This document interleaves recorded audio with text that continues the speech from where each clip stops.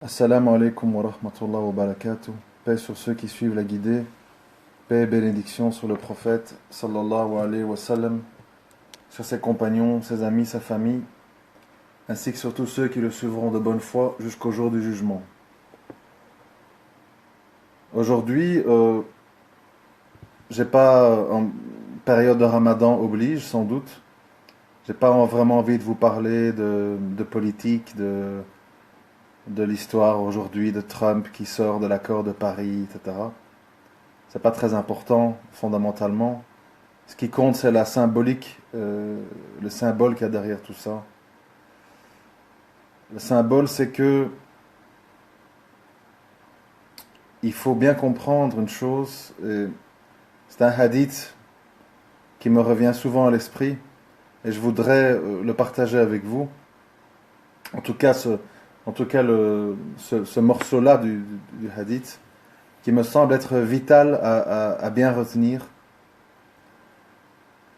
C'est l'épisode entre le prophète sallallahu alayhi wa sallam et Abu Bakr alayhi salam. Quand vous vous rappelez l'histoire, excusez-moi, c'est Omar ibn Khattab, quand il est venu trouver le prophète sallallahu alayhi wa sallam et qui s'est montré attristé du fait que le messager d'Allah soit couché sur une natte, un petit peu comme un misérable, entre guillemets, et s'est montré un peu incommodé par ça, en disant que ça ne convenait pas à un messager d'Allah, alors que le roi de Perse était sur des gros lits avec des gens qui font de l'éventail autour, etc. Ce à quoi, c'est là le point important, moi qui me reste dans mon esprit, le prophète sallallahu alayhi wa sallam s'est offusqué et il a dit Oh Omar, tu doutes? Sache que si ce bas monde ne valait que le poids de l'aile, ne fût-ce que le poids de l'aile d'une mouche, les mécréants n'auraient pas eu une goutte d'eau à boire. C'est extrêmement important de méditer sur cette réponse parce que ça veut dire beaucoup de choses.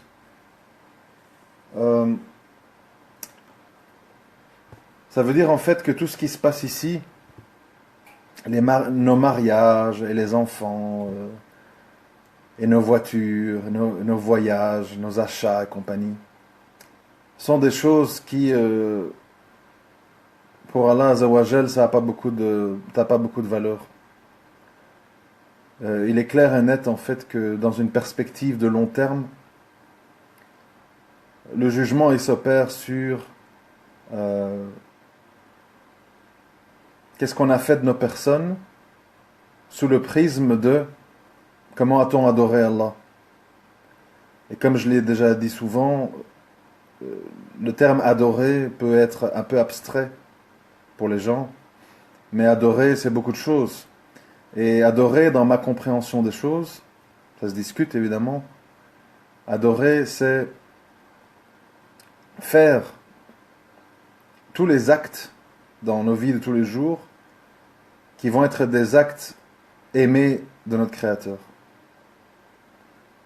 Donc prier, se rappeler de lui, le dhikr, implorer son secours, ne reconnaître que lui comme Seigneur, et promouvoir le bien et condamner le blâmable comme il nous l'ordonne de le faire.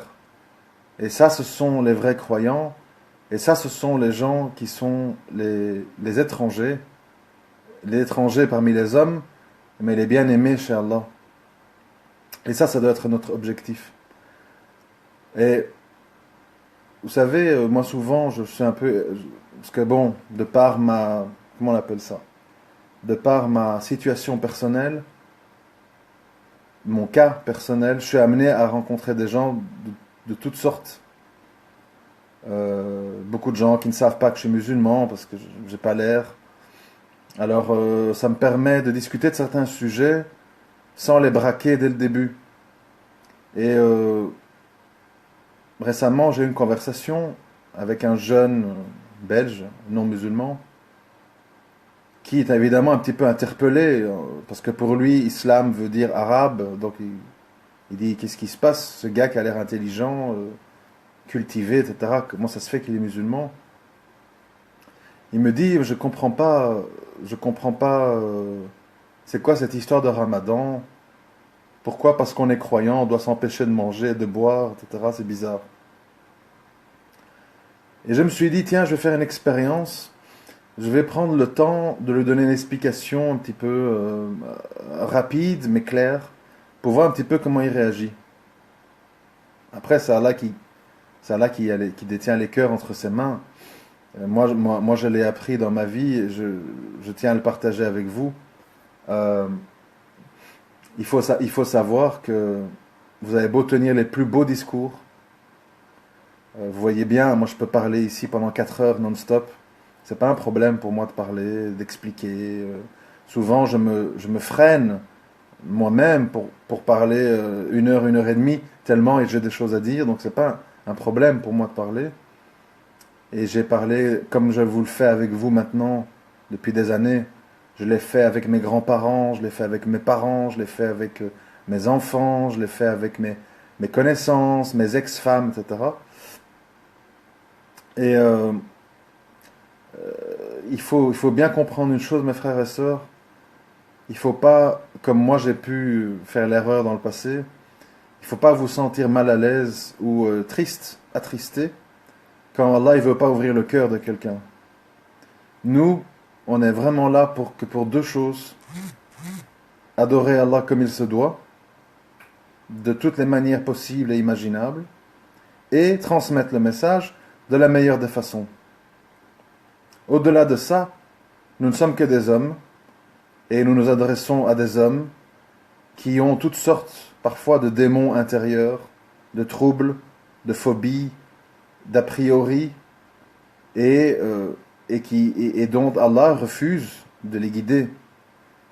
Et ça, c'est quelque chose qu'il faut bien comprendre, parce on a tendance, en tout cas moi, je parle toujours pour moi, parce que je ne peux pas parler, je ne sais pas ce qui se passe dans vos têtes à vous, on a toujours tendance à dire, si j'explique bien, si je démontre bien, si je trouve les bons mots, si je tourne bien la phrase, à la manière d'un boxeur, vous voyez, si j'arrive à placer mon coup au bon endroit, au bon moment, je vais arriver à mon but. Mais c'est une forme d'arrogance, il faut faire très attention, parce que quand Allah ne veut pas guider quelqu'un, je vous assure, moi j'ai rencontré des gens intelligents, à l'écoute, avec beaucoup de savoir-vivre, de la culture générale, mais il y avait un blocage psychologique. Et tous les arguments n'arrivaient pas à percer cette armure de mécréance. Donc, je vous dis ça pour pas que vous attristiez votre âme quand vous voyez qu'autour de vous, des proches ou des gens que vous aimez, vous n'arrivez pas à leur faire comprendre certaines choses. Je rappelle encore et encore que Allah n'est pas injuste et que justement, le fait que parfois, malgré qu'on a de très gros péchés, de très gros manquements, qu'on a un parcours de vie très chaotique, le fait que Allah nous a guidés et facilité la compréhension de certaines choses, c'est le plus beau cadeau qu'on peut avoir dans la vie. Regardez autour de vous, des gens multimillionnaires, beaux, qui ont accès à tout, qui ont toutes les raisons du monde d'être remerciants envers Allah, ils refusent. Ils refusent parce que Allah ne veut pas. Parce qu'en eux, ils ont une maladie dans leur cœur. Et donc, c'est très très important, je pense que beaucoup de musulmans ne le font pas assez, c'est très important de comprendre psychologiquement le cadeau que ça représente. Et un cadeau, quand on reçoit un cadeau dans la vie, il faut être reconnaissant et il faut savoir rendre ce cadeau. Et pour moi, il ne fait aucun doute que si Allah il nous a guidés, chacun avec notre parcours de vie, il nous a guidés avec une attente. Il ne nous a pas guidés pour nous guider et pour qu'on n'en fasse rien. Il faut comprendre que quand on a accès à ce privilège, c'est pour que ça se traduise par certains actes. Chacun, évidemment, avec ses compétences. Et pourquoi je dis ça? Parce que moi j'ai l'impression, quand j'observe la façon dont on vit, c'est que nous les musulmans, on a tendance à dire, ou à penser, à tort, voilà, c'est fait, je suis croyant, je fais mes 5 prières, Inch'Allah un jour je fais mon hajj en famille, machin. Maintenant en fait, je pense exclusivement à ma survie dans le dunya. Je me bats, truc, stabilité de l'emploi, machin, les meubles pour ma femme, ça les contente, l'appartement, hein, hein. Et tout doucement, sans qu'on s'en rende compte, on tombe dans un piège dans lequel évidemment beaucoup de mécréants tombent, mais nous aussi. C'est l'idée que cette vie d'ici-bas est très importante, que la reconnaissance publique ici-bas est très importante, et qu'en fait, l'essentiel de notre temps, de notre attention, de notre motivation, doit être dirigé vers ça. Et c'est pour ça, certains ne l'ont pas compris, mais c'est pas grave, hein, on n'est pas obligé de toujours tout comprendre. Moi, quand j'ai vu, il y a eu une Saoudienne il y a un an ou deux, puis maintenant une Marocaine qui ont escaladé l'Everest, etc. Tous les médias qui applaudissent. Moi, automatiquement, j'ai un réflexe de croyant qui me vient. Pas un réflexe d'humain, un réflexe de croyant. Et je me dis, tous ces efforts et toutes ces prises de risques pour des objectifs mondains, purement mondains, les bravos des gens, c'est pas un article dans le journal. Et est-ce que, la question c'est ça, est-ce que pour Allah, en tant que croyant ou croyante, le sacrifice que tu as fait à escalader l'Everest a une quelconque valeur? Et ça doit être ça normalement, notre échelle de valeur quand on fait des choses dans la vie. Si je roule à du 220 sur autoroute, et je mets la vidéo sur YouTube pour montrer comme je roule vite quand je vais en Allemagne, est-ce que ça a une quelconque valeur auprès d'Allah? Ce temps, ce risque, tout ça. Et je pense honnêtement, mes frères et sœurs, que à chaque fois que on fait des choses dans notre vie, je ne dis pas que tout doit être exclusivement pour Allah. Ça peut aussi être pour Allah et pour ma mère, ma famille. Bien sûr, je ne suis pas non plus extrémiste dans ce jugement-là. Mais moi, je constate que beaucoup d'entre nous, on fait des immenses sacrifices et on passe énormément de temps pour des reconnaissances mondaines.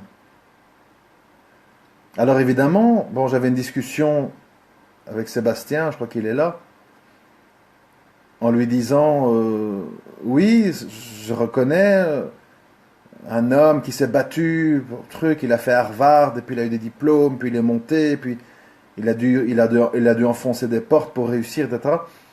Moi, je sais très bien qu'il existe plein d'êtres humains courageux, ambitieux, qui osent, etc. Bien sûr. Mais moi, ce que je déplore, c'est pas ça. Moi, ce que je déplore, c'est le fait que toute cette énergie et toute cette motivation sont souvent appliquées, mises en œuvre pour des raisons qui, quand on les analyse, sont fondamentalement ridicules. Je prenais l'exemple l'autre fois de Tiger Woods qui était arrêté, endormi à son volant en état d'ivresse, il a pris des drogues, de l'alcool, je sais pas quoi. Pour dire, bon, je ne doute pas que peut-être, je connais pas l'histoire de cet homme, je ne doute pas qu'il a dû se battre pour devenir un grand golfeur, etc., etc. Mais moi, je vois le résultat final. Le résultat final, c'est que il a été interné pour addiction au sexe.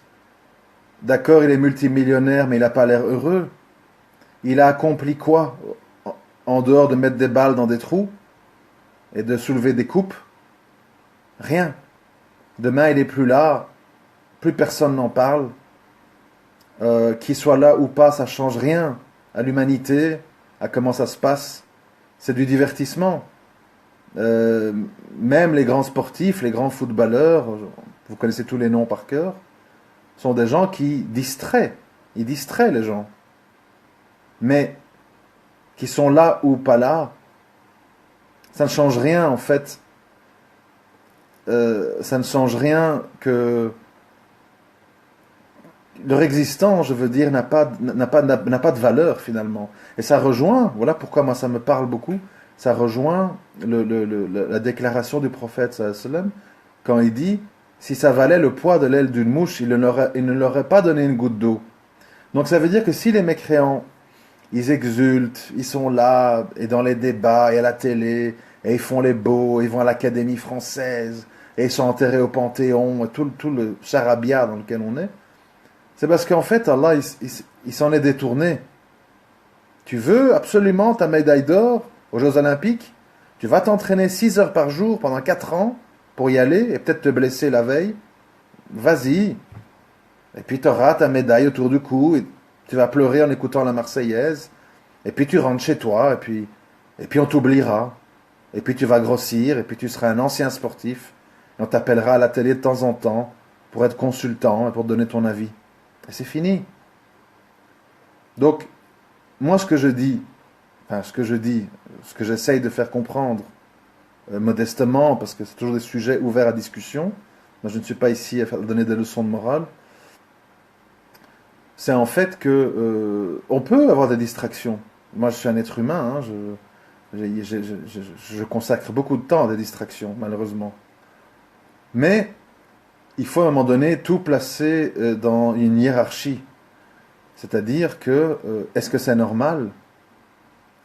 Est-ce que c'est normal que tous les samedis, je vais avec madame 5 heures comment on appelle, au centre commercial, machin. Les gens qui crient, la caisse, on pousse, machin. Est-ce que c'est normal? Et ainsi de suite, hein. Vous voyez tous les exemples qui peuvent suivre. Donc, à un moment donné, il faut hiérarchiser. Et une fois qu'on comprend que le plus important dans notre vie, l'axe central, le moteur, c'est le fait de faire en sorte d'être un bien-aimé ou une bien-aimée d'Allah. C'est très important de se le rappeler. Et toujours se dire, bon voilà, je vais faire ça. Quelle est la valeur ajoutée par rapport au jugement d'Allah sur moi? Et parfois ça peut être des choses très très banales. Hein. Les gens croient qu'on parle de grandes choses, lire le Coran toute la nuit, etc. On parle parfois de choses très très banales. Soulager la souffrance d'un animal qui est blessé, je ne sais pas. Moi ici, là où je vis, par exemple, il y a pas mal de personnes âgées et qui sont seules. Et j'essaye, quand je peux, de leur tendre la main, c'est-à-dire faire quelque chose pour eux, parce que voilà, je suis interpellé par leur situation. Et je me dis, bon, ça se passe sous mes yeux, je ne peux pas rester là sans rien faire. Il faut faire quelque chose. Ça paraît bête, ça paraît banal, ça paraît inutile, mais vous savez, faire le bien, c'est quelque chose qui vous fait du bien à vous aussi. Toujours les gens croient que faire du bien, c'est se sacrifier pour les autres. C'est pas vrai. Quand on fait le bien, ça développe en nous des choses qui nous font du bien. Donc je ne vais pas dire que c'est un acte égoïste, mais c'est un acte dans lequel on retire un plaisir. C'est très réel ce que je vous dis. Ensuite, pour un petit peu avancer dans la discussion, parce que sinon vous me connaissez, j'ai tendance à m'étaler. Je voudrais revenir sur une phrase que j'ai écrite dans Facebook avant-hier, je pense, et que je voudrais que vous méditiez beaucoup dans vos discussions avec des gens qui sont dans l'incroyance. J'ai écrit, bon, je ne sais plus comment exactement, enfin, je me rappelle plus ou moins l'idée. J'ai écrit comment jugeriez-vous un robot qui sort d'une usine, d'une fabrique, qui déclarerait Je n'ai pas de créateur, je suis le fruit d'une évolution et du hasard. Tout le monde rirait aux larmes. Regarde ce robot, il réalise même pas qu'on l'a fabriqué, etc., etc. Mais ce qui nous arrive, à nous, c'est exactement la même chose. Nous sommes là au milieu de l'immensité de la Terre et de l'univers, et de tout ce qui compose tout ça. Et on a comme ça cette espèce d'arrogance inimaginable, incompréhensible, de dire il y a peut-être une force, mais bon, je sais pas, on verra. L'humain, etc. Et pourtant on voit la grandeur des montagnes, on voit les tsunamis, on voit les supernovas dans l'univers, on voit la lune, on voit l'explosion créatrice de toutes les créatures vivantes, les animaux, les espèces, les couleurs, les genres, etc. Et les gens, malgré ça, en fait, ils n'arrivent pas à la modestie. Ils n'arrivent pas à la modestie, ils n'arrivent pas à avoir l'honnêteté de cœur, de reconnaître leur statut au milieu de tout ça. Et en fait, c'est très triste parce que ça signifie que l'orgueil est quelque chose qui éblouit complètement. Mais, de nouveau, des principes simples nous aident à comprendre. Moi, j'aime bien aussi le rappeler quand j'ai des discussions ça, avec des gens. Et je dis, Shaitan, on connaît sa mission, il a été très clair, amener un maximum d'entre nous avec lui en enfer. A'udhu billah. Shaitan, il embellit. Vous comprenez? Shaitan, il embellit. Et Shaitan, il nous connaît très bien. Il est là depuis des milliers d'années. Il sait très bien comment nous faire tomber. Et il sait très bien les cordes sur lesquelles tirer pour nous mettre dans des situations de doute, de vanité, d'orgueil, de gourmandise, etc. Et donc, malheureusement, comme on dit en français, la plus grande victoire du diable, c'est d'avoir fait croire qu'il n'existe pas. Toujours quand on veut évoluer d'une manière secrète ou discrète, la meilleure chose à faire, c'est de faire croire que ce qu'on dit sur soi est une invention, sont des mensonges, sont des mythes, de façon à éloigner les soupçons des gens et les faire douter. Et donc évidemment, comme les gens ne croient plus en Dieu, ils ne croient pas dans le diable non plus, ils ne croient que dans la chance, la malchance, et se battre pour réussir, etc., etc. Alors, aujourd'hui, bon, ce qui se passe, parce que vous savez, quand on parle d'orgueil, pour beaucoup de gens, c'est abstrait. L'orgueil, oui, bon, moi je suis pas orgueilleux, etc. Les gens ne se rendent pas compte que l'orgueil, ça prend parfois des visages très sournois. L'orgueil, c'est par exemple, je reviens de nouveau à des discussions avec Sébastien, bon, l'orgueil, c'est de croire que les choses qui existent depuis longtemps, pas depuis toujours, depuis longtemps, ou plus ou moins longtemps, sont destinées à toujours durer. C'est un peu comme pour le reste, c'est-à-dire c'est les autres qui meurent, c'est pas moi. C'est les autres qui vont divorcer, c'est pas moi. C'est les autres qui ont un mari ou une femme infidèle, c'est pas moi. C'est les autres qui ont des enfants qui tournent mal, mais pas moi. Donc on a cette espèce de réflexe. Parce il faut comprendre pourquoi il y a ça, le mécanisme de pourquoi. L'être humain, pour pouvoir dormir tranquille, pour pouvoir être apaisé, a besoin de se rassurer. Et pour se rassurer, parce que vous savez, c'est pas facile de vivre dans le stress dans la négativité, dans les scénarios pessimistes. C'est pas facile. Ça, comment? Ça perturbe. Donc les gens développent toujours en eux ce qu'on appelle en français les méthodes Coué pour faire continuer à avancer la machine. Parce que, comme on l'a souvent dit, les gens ne veulent pas souffrir, les gens ne veulent pas être inquiets, les gens ne veulent pas avoir peur, etc. etc.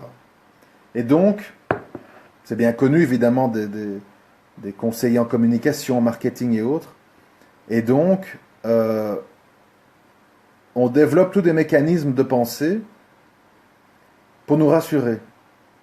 Par exemple, on dit, ah ben, le système, c'est le système, certes il est critiquable, mais il va toujours continuer, et il y aura toujours des solutions, et on va toujours, à un moment donné, s'y retrouver.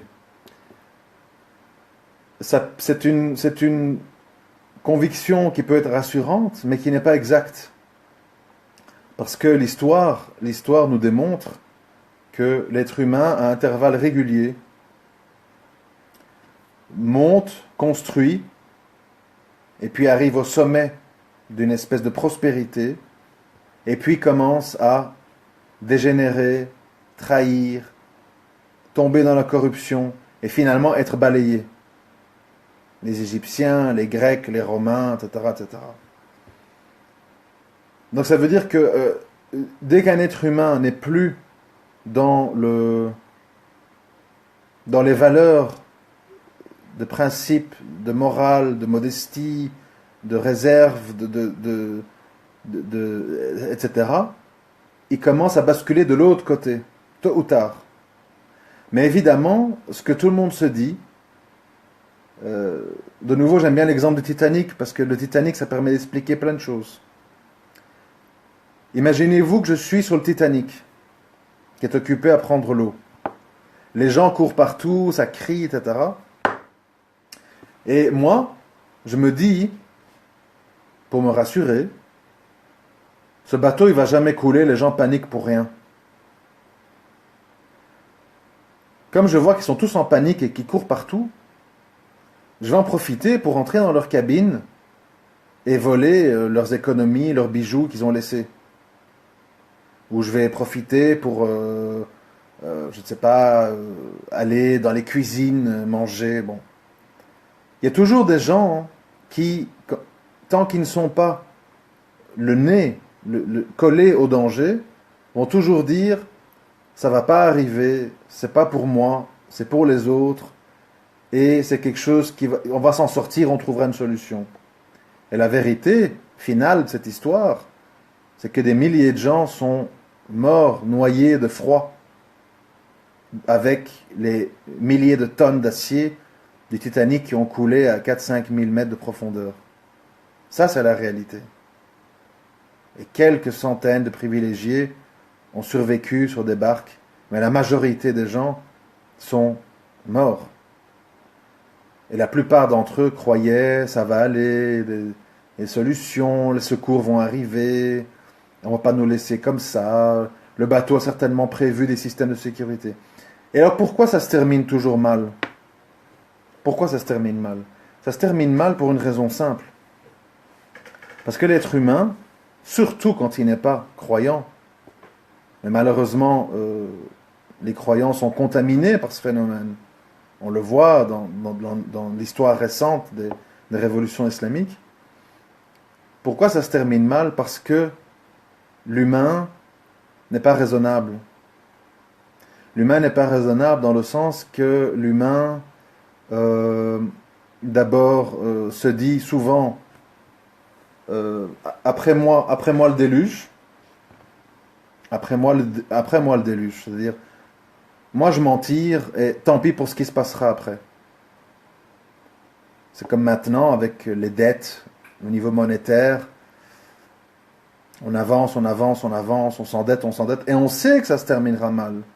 Mais on essaie de postposer les choses de façon à dire, tant que moi je m'en sors, après ils auront qu'à s'arranger. Et C'est pour ça que ça se termine toujours mal, parce que l'humain n'est pas raisonnable, l'humain est toujours dans une logique de court terme, et donc, fatalement, il se passe des choses catastrophiques. Je ne sais pas, vous donner des exemples, mais bon, la centrale de Fukushima, pourtant les Japonais sont des gens organisés et prévoyants, mais apparemment pour des questions de comment dirais-je, de gains, de productivité, de facilité, on a placé cette centrale près de la mer en ne tenant pas compte de la possibilité d'un tsunami. Et c'est après, parce que c'est chaque fois la même chose, hein, dans toutes les histoires, c'est chaque fois le même scénario. Après, on arrive, ah, on aurait dû, ah, on aurait pu, on va faire ci, on va faire ça, on va fermer des centrales, on va développer l'énergie solaire, on a compris. Et puis, le temps y passe. Fukushima, c'était en 2011, il y a 6 ans. Et puis, le temps y passe. Et puis, la logique financière revient.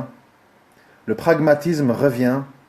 Et on dit, finalement, on va continuer dans le nucléaire. Donc voilà, l'humain n'est pas raisonnable. Parce que l'humain, fondamentalement, est une créature qui... comment je vais dire, n'est pas du tout, surtout quand elle est intelligente, n'est pas du tout prédisposée au sacrifice. C'est pour ça que de tout temps, et c'est encore valable avec Daesh aujourd'hui, et c'était la même chose ailleurs avec d'autres gens, qui on envoie comme chair à canon? Les idéalistes, les émotifs, les rêveurs, les désespérés, les pauvres. En gros, la chair à canon. On envoyait qui au Vietnam? Des jeunes, des blacks, des portoricains qui voulaient une green card pour avoir leurs études payées. Donc les fomenteurs de guerre n'envoient pas leurs enfants à eux. Leurs enfants, eux, vont à West Point, ils deviennent des stratèges militaires, ils dirigent des bureaux de contre-espionnage, etc. C'est les petites gens, c'est les naïfs, c'est les gens... qui chantent la Marseillaise, qui chantent l'hymne national américain, etc. Descendants d'esclaves, des descendants de fermiers, des immigrés latinos. Comprenez? Donc c'est sur le terreau de la naïveté et de l'émotivité qu'on fait des guerres. Les jeunes qui sont partis rejoindre certains groupes en Syrie sont partis sur quelle base? Quelques dourous avec des phrases bien percutantes, des chants, des nashids, des images, des clips, et le tour est joué. Et on se retrouve avec des gamins de 18-19 ans qui ne savent pas tenir une arme en main, qui tombent évanouis quand ils voient les tripes d'un bébé à l'air. Ils se retrouvent là au milieu d'un déluge de bombes, etc. Et le résultat aujourd'hui, c'est que nous avons des femmes avec leurs enfants en fuite qui se font attraper et violer par des milices chiites. Et le rêve s'effondre. Le rêve s'effondre parce qu'il a été basé sur en anglais on dit wishful thinking. Donc des pensées, je ne sais pas bien comment on traduit, c'est un sens un peu spécial, mais des pensées de désir, désirer. État islamique, Raqqa, machin. Donc on fait une projection de ce qu'on voudrait. Et donc on est aveuglé, on ne voit pas la réalité. Qu'est-ce qui se passe? Qui dirige? Comment ça se passe? Est-ce que c'est juste? Comment on va défendre la ville? Est-ce qu'on a les armes? Est-ce qu'on a les organisateurs? Est-ce qu'on a les ingénieurs? Qui décide? Qui applique les peines corporelles? Qui donne les soldes? Qu'est-ce qui se passe si mon mari meurt? On ne pense pas à tout ça. On pense désir. On pense ça va aller. C'est pour les autres. Nous on est les bons. Nous on est les vrais. Allah est avec nous, etc. Et c'est pour ça qu'à un moment donné, je reviens toujours avec cette phrase de l'hyper-réalisme. À un moment donné, il faut analyser les faits, mais pas les faits dans le court terme, les faits dans le long terme, dans une perspective historique. Et quand on fait ça, qu'est-ce qu'on constate? C'est que l'humain ne change pas. L'humain est toujours déraisonnable, l'humain est toujours corrompu, l'humain est toujours égoïste, et rien n'a changé depuis l'époque de Néron, Caligula et compagnie. Il y a quelques pare-feux, il y a quelques paratonnerres, mais le fond du fond, c'est ça. Alors évidemment, on me dira, et je veux bien l'entendre, tu dis ça depuis 2008, nous sommes en 2017 et tout va bien, ça veut dire combien? 9 ans plus tard. Oui, mais 9 ans, c'est quoi au regard de l'histoire? C'est rien. Nous sommes dans des cycles longs. Dans des cycles longs, par exemple, si on prend le cycle de ce qu'on appelle la révolution islamique ou le réveil de l'islam, ça commence avec tout ce qui s'est passé en Iran, avec Khomeini, et puis la guerre du Golfe. Donc on doit remonter à 30-40 ans en arrière. Beaucoup de gens pensent que ça commence avec la Syrie. La Syrie est un aboutissement, est une finalité d'un long processus de réislamisation des gens, en tout cas au niveau politique, qui fait qu'on en est arrivé là. Et quand on dit, à juste titre, et je suis le premier de le dire, les erreurs, État islamique, les exagérations, les exactions, etc. Oui, mais c'est de nouveau un jugement dans une perspective de court terme. Dans le long terme, il y a une dynamique qui est lancée. Il y a un mouvement qui est lancé, et on ne sait pas sur quoi ça va déboucher dans 5 ans, dans 10 ans, sur autre chose, de plus raffiné, de plus affûté. Ce sont donc des mouvements de fond. Et ce qui s'est passé en Amérique en 2001, donc il y a 15-16 ans, c'est de nouveau dans une dynamique de long terme. C'était le début de la chute de la suprématie américaine, qui se passe évidemment pas du jour au lendemain. Il y a toujours ce qu'on appelle en langage boursier les dead cat bounce, donc les sursauts du chat mourant. Le chat est mourant, le chat est blessé, il sursaute, il tressaille, il donne des coups de griffe, il donne des coups de dents, mais il est quand même mourant. C'est-à-dire que on le voit bien avec ce qui se passe maintenant en Syrie, etc. L'Amérique n'est plus partante pour des campagnes de combat au sol, comme à l'époque.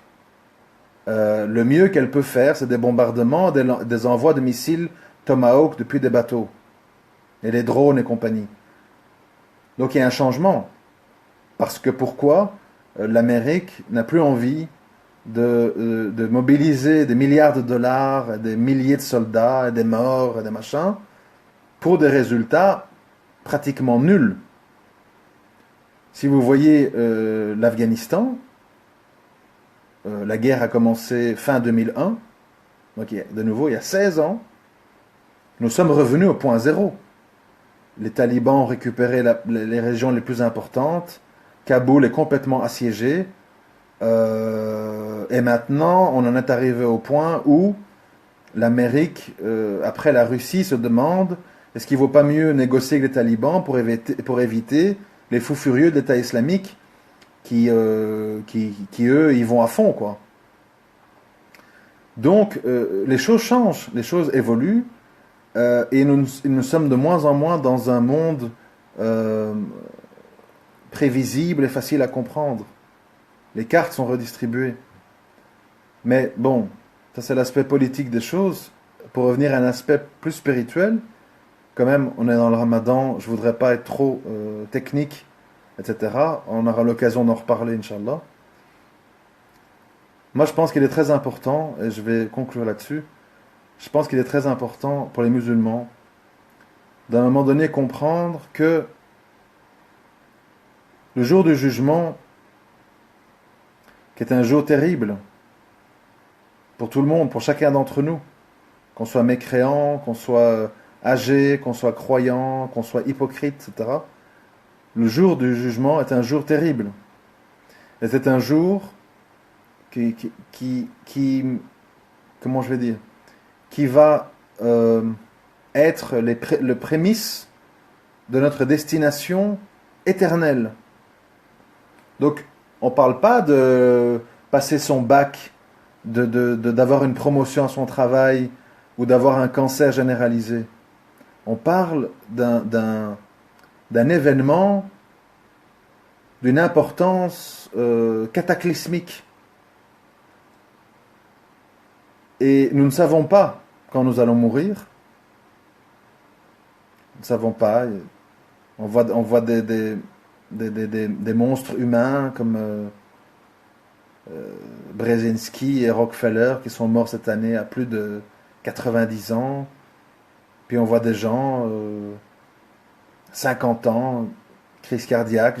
J'ai un ami proche, très sportif, très sain, 41 ans, arythmie cardiaque, il est mort. On ne sait pas. Et pourquoi je dis ça? C'est pas pour faire joli ou pour faire carte postale.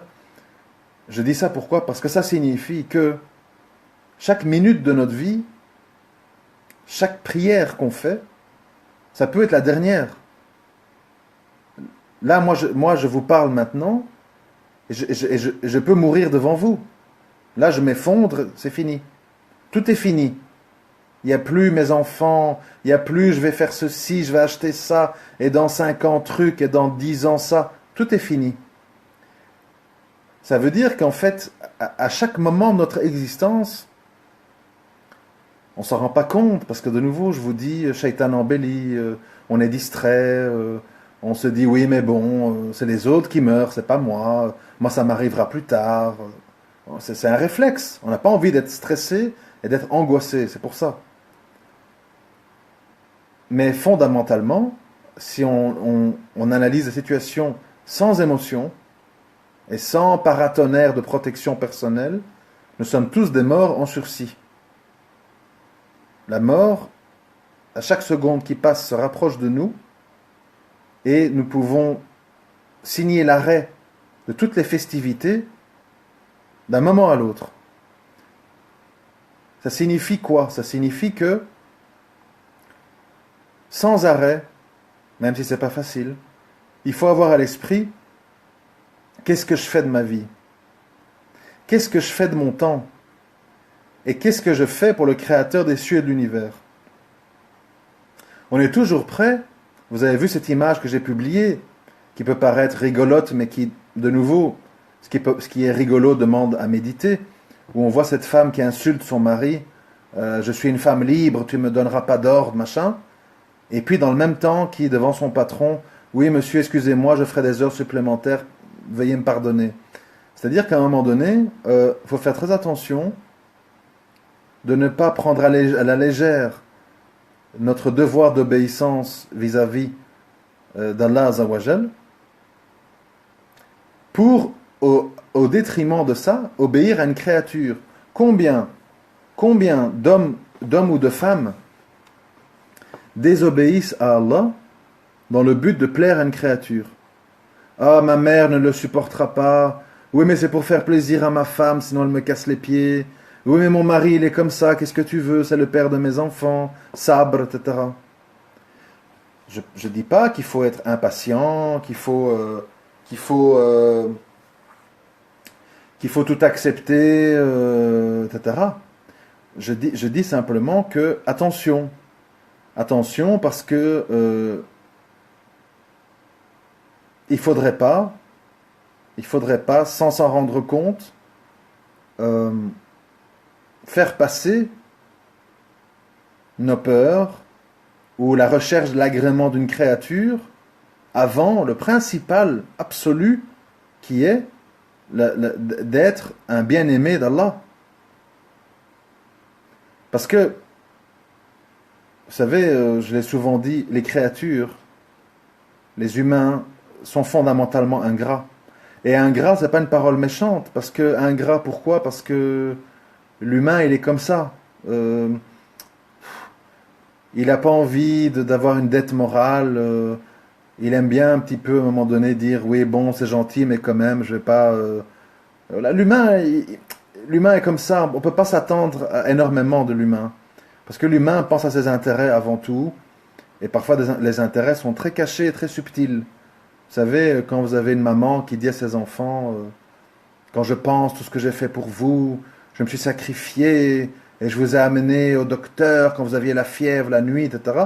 Bon, la version polie, on dit oui, les mères, il faut les respecter, tout à fait, bien sûr, mais il faut faire attention parce qu'il y a aussi des mécanismes mis en place par les gens pour susciter pitié, attention et pour vous accaparer, pour vous pousser à prendre des décisions que vous ne voulez pas prendre.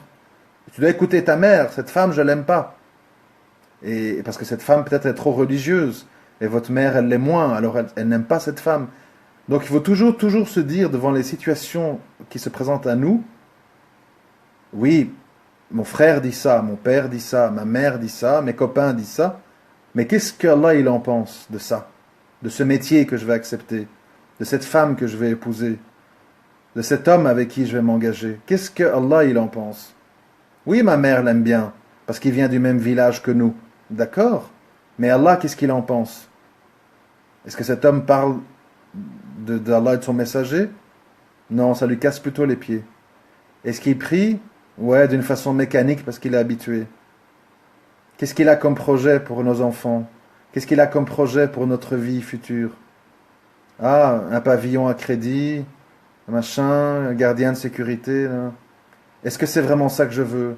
Est-ce que c'est ça qu'Allah veut pour moi? Et voilà pourquoi beaucoup de gens s'embarquent dans des vies qu'ils regrettent, qu'ils n'aiment pas, ou dans lesquelles ils sont inconfortables. C'est parce qu'ils ne se posent pas les bonnes questions au bon moment. Et pour plaire à des créatures, et pour pas faire de vagues, et pour suivre le flow, le tempo autour de soi, on désobéit à Allah, et puis on le regrette toute sa vie. Toute sa vie. Il faut bien comprendre, bon je me répète et je suis long, mais c'est pas grave.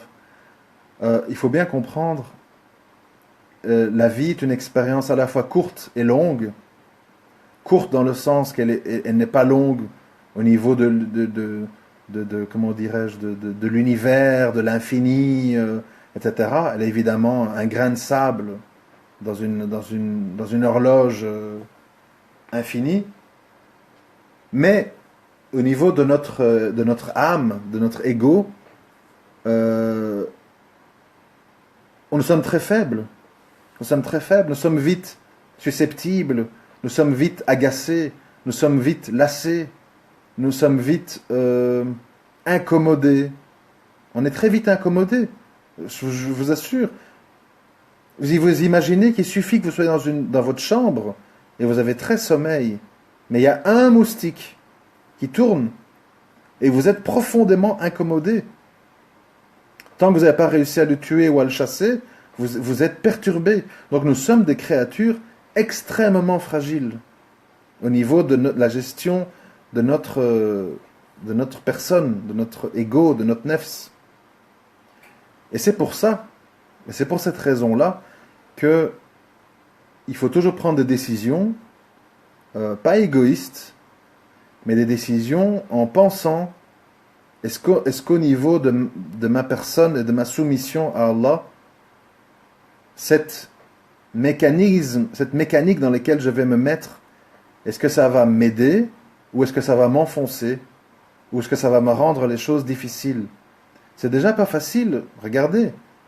Si on n'a pas porté par la foi et par l'amour d'Allah, c'est difficile. Pas boire d'alcool, pas boire de porc, et le ramadan, et dormir peu la nuit, et la prière du matin, etc. etc. Quelqu'un qui ne croit pas voit ça comme une série de contraintes. C'est de nouveau une discussion que j'ai eue, toujours avec la même personne, on discute beaucoup, c'est bien, où il me disait, oui mais enfin ce qui compte, c'est le côté spirituel et la symbolique des choses. On va quand même pas s'arrêter à dire est-ce que mon pantalon doit être 5 cm au-dessus de ma cheville ou pas? Est-ce que si j'ai bu une goutte d'eau, ça change vraiment mon ramadan? Est-ce que si j'ai prié 40 minutes en retard, c'est la fin du monde? ce qui compte, c'est que je sois sincère.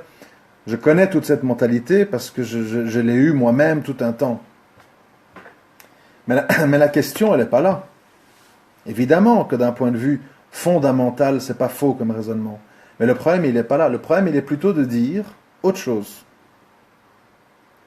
Pourquoi, quand ma femme m'envoie un SMS et me dit « Je t'attends, je suis au coin de la rue avec les courses, dépêche-toi, il fait chaud. » Pourquoi, quand je reçois ce SMS, je saute dans ma voiture, je fonce dans les feux rouges, je fais presque un accident pour pas faire attendre madame dans le soleil. Pourquoi? Parce que j'aime ma femme, j'ai pas envie qu'elle souffre et j'ai envie de lui faire plaisir. Alors la question, c'est ça. C'est à un moment donné, quand on se dit croyant, quand on se dit rechercher l'agrément d'Allah, il est logique qu'on cherche à faire tout de la meilleure façon possible pour lui plaire. C'est pas de la maniaquerie, c'est pas de la mesquinerie, c'est de la volonté de plaire. Comme on le ferait vis-à-vis de sa mère, vis-à-vis d'une femme qu'on aime, vis-à-vis de son patron pour pas perdre son travail, etc., etc. Quand on tient à quelque chose, on met des choses en place pour maximaliser ses chances de reconnaissance, pour montrer que l'autre a de l'importance. Et c'est pour ça que, oui, en islam, il y a certains détails qui sont fondamentalement des détails, mais qui ne le sont pas si on comprend ça sous cet angle-là. Moi aussi, j'avais tendance à me moquer avant. Je voyais des gens, la adhan sonnait, ils plongeaient sur leur salle de bain, ablution, truc, et priaient immédiatement. J'ai dit, mais enfin, si on prie dans l'heure, calmement, etc. Et puis, moi, je n'y arrive pas encore, hein, mais je comprends, je peux comprendre. C'est-à-dire, je me dis, c'est des gens qui veulent montrer à Allah, tu es important pour moi, je veux te plaire, tu es ma priorité dans ma vie. Et voilà pourquoi j'adopte une attitude très craintive dans la peur de te déplaire. Ça peut paraître mesquin et ridicule, mais en fait, ça ne l'est pas. C'est quand c'est vu d'un œil extérieur qu'on ne comprend pas. Quand on vit la chose de l'intérieur, on peut comprendre. Maintenant, évidemment, c'est autre chose de commencer à juger tout le monde quand tout le monde n'est pas comme ça. C'est-à-dire chacun a son niveau de foi, chacun a son niveau d'engagement, chacun a sa fibre, comment je vais dire, à son niveau de vibration. Et on ne peut pas commencer à jouer aux gendarmes partout, ton pantalon machin, etc. Il y a des grandes choses où quand même, moi je me permets de m'insurger. C'est vrai, quand j'ai publié ce matin la photo où on voit le footballeur millionnaire Benzema au-dessus d'une Bugatti Veyron qui coûte je crois 1 million d'euros, ça fait mal parce qu'on sait tout ce qu'on peut faire avec cet argent. Les gens ne s'imaginent pas à quel point des êtres humains, comment dirais-je, tout ce que des êtres humains peuvent faire avec, je sais pas, 3 euros par jour. Il y a beaucoup de gens qui avec 3 euros par jour vivent en famille. Nous, on ne s'imagine pas parce que on vit en Occident, donc tout est au niveau. Oui, il y a une promo, la Xbox One, au lieu de 300 euros, tu as 220. Ah, super, la bonne affaire, je cours. Voilà, moi aujourd'hui, je ne dis pas les autres, moi aujourd'hui, j'ai dit, bon, normalement les soldes sont en juillet. J'ai reçu un SMS. Si vous venez dans le magasin entre 16h et 18h, vous avez 40% de remise sur tout. Je me suis retrouvé avec 4 chemises, 2 pulls, une montre, etc. Voilà. Mais cette somme que j'ai dépensée aujourd'hui, bon, elle m'est importante parce que je dois m'habiller pour le travail, pour machin, etc. Mais cette somme, pour beaucoup de gens dans le monde, ça représente une fortune. Ce qui, pour moi, est une espèce de petit caprice passager. Donc tout est au niveau. Et c'est la même chose dans cette histoire d'obéissance à Allah. Moi, avant, je ne comprenais pas. Je voyais des gens aller à la mosquée. Ils avaient comme ça un siwak et ils se frottaient et ils marchaient d'un air mécanique. Je me dis quand même, ils sont un peu allumés, quoi. Enfin, je ne comprenais pas. Puis après, on se dit, bon, c'est normal, le gars, en fait, dans sa tête, il s'en fout des gens. Il s'en fout des gens. J'ai l'air bizarre avec mon siwak. J'ai l'air bizarre avec ma djellaba, marcher vite, etc. Mais lui, ce qu'il voit, c'est comment Allah va me juger. Puisque c'est devant lui que je vais me présenter le jour du jugement, et pas devant le boulanger, le pote du coin, le voisin, etc. Tous ces gens sont des créatures comme moi. Peut-être qu'ils ricanent, peut-être qu'ils ne me comprennent pas, mais moi je sais pourquoi je le fais. Donc c'est un problème en fait de conscience euh, dans sa volonté de plaire à Allah. Après, voilà, comme je l'ai dit, chacun son rythme, chacun son niveau. Mais je pense qu'il ne faut pas se moquer. Il ne faut pas se moquer parce que, au contraire, il faut plutôt se poser des questions sur soi-même. Est-ce que c'est normal que je dis que j'aime Allah et que je suis un croyant et que j'espère le paradis? Et en fait, je prends ça et ça et ça et ça et ça et ça à la légère. Il y a peut-être un petit problème chez moi. C'est important la modestie et la remise en question. Et tout ça, le ramadan, pour conclure là-dessus, parce que c'est ce qui nous occupe, pour tout ça, le ramadan, c'est le but. Le ramadan, c'est bien autre chose, évidemment, que se priver de boire et de manger. C'est surtout, faire prendre conscience à son âme du fait que, par sa volonté et par sa crainte d'Allah et sa volonté de plaire à Allah, on peut tenir nos désirs en laisse. J'ai envie d'une clope, je la prends pas. Je veux mon café, j'attendrai 10 heures du soir.